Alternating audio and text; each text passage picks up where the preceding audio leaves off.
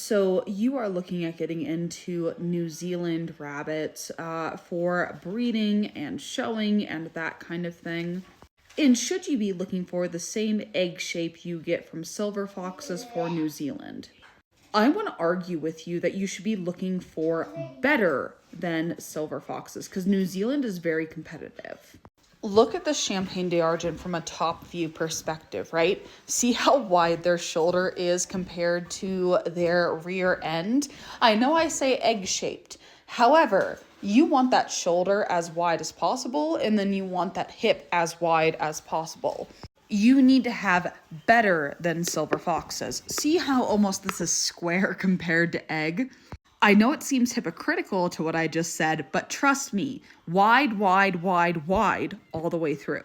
Here is one of my Sanitas. Again, we have a wide shoulder with a slightly wider base. So yes, we talk about egg shape. However, to be honest, it's more of a rectangle.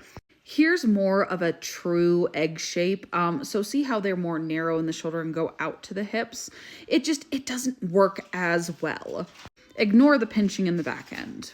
But in general, see how we have the narrow shoulders into the wider hip? This is what I mean by egg shape. However, when we come to competitiveness, we need to widen the shoulder even more.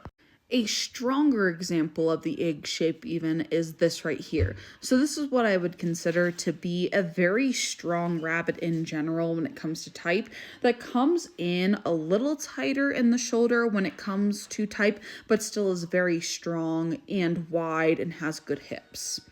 When it comes to New Zealand's, this is the worst that I would breed into my breeding program, because they're just not quite wide enough in the shoulder with how competitive they are.